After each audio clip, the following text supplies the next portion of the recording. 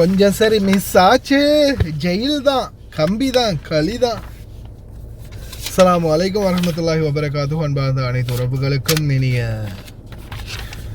மதிய வணக்கம்.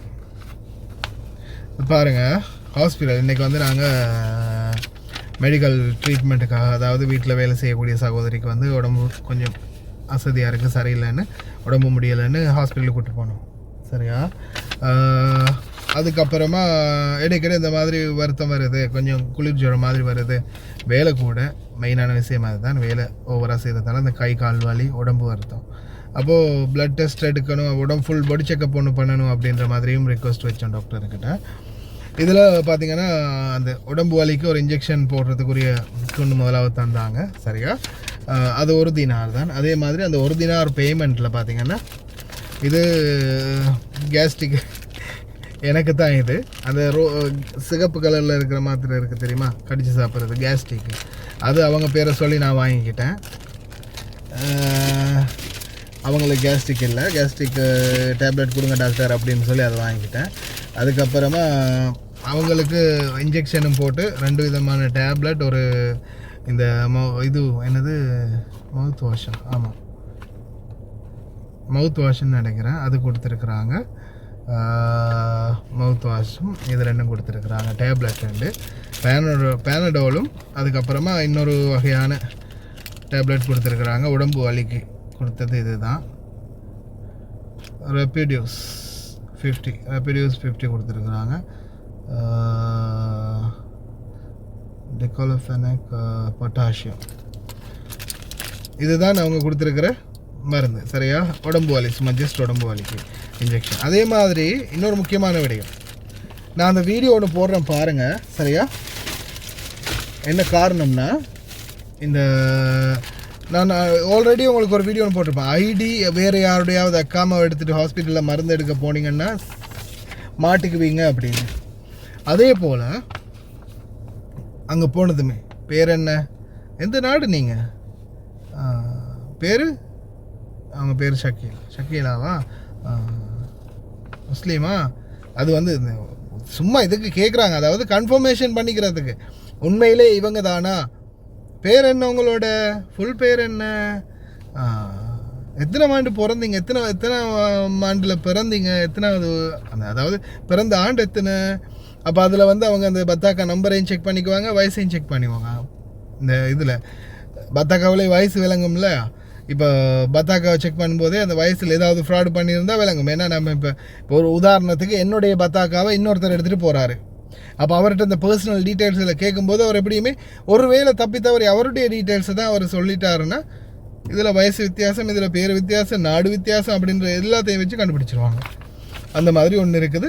அதனால் தயவு செய்து கவனம், யாருடைய அக்காமாவையும் எடுத்துகிட்டு ஹாஸ்பிட்டல்களுக்கு மருந்து எடுக்க போகாதீங்க.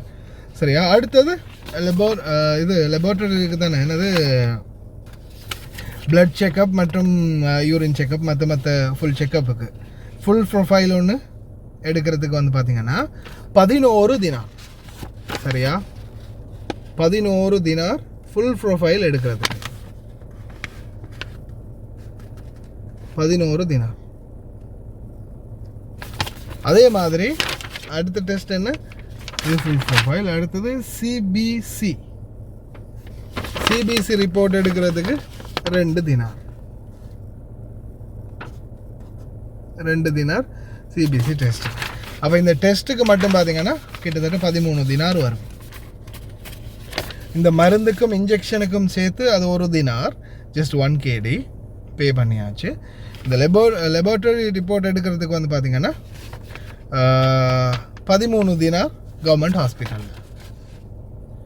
அதாவது அவங்க செக் பண்ணிவிட்டு அதுக்கப்புறமா ஏதாவது வியாதிகள் இருந்தால் அதுக்குரிய ட்ரீட்மெண்ட், அதுக்குரிய மருந்துகளை அவங்களே கொடுப்பாங்க. ஓகே. ஆனால் மொத்தம் 13 தினார். நிறைய பேர் ப்ரைவேட் கிளினிக்குகள் அங்கே இங்கே போய் அதிகமாக பணத்தை வேஸ்ட் பண்ணுறீங்க. தயவு செய்து கவர்மெண்ட் ஹாஸ்பிட்டலில் இந்த மாதிரி கிளினிக்கில் முதலாவது செக் பண்ணி டெஸ்ட் எடுத்து ட்ரீட்மெண்ட் எடுத்து பாருங்கள்.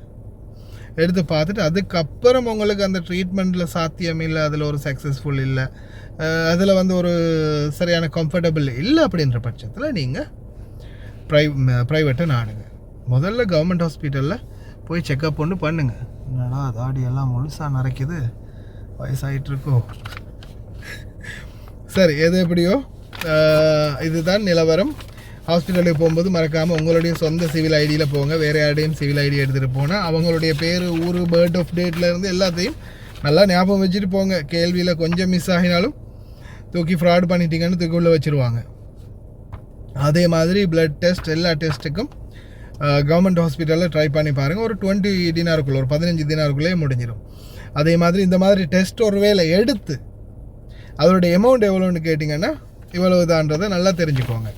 சில வீடுகளில் உன்னோட பழைய டெஸ்ட்டுக்கு நான் 50 தினார் செலவழித்தேன், 30-40 தினார் செலவழித்தேன்னு சொல்லிடுவாங்க.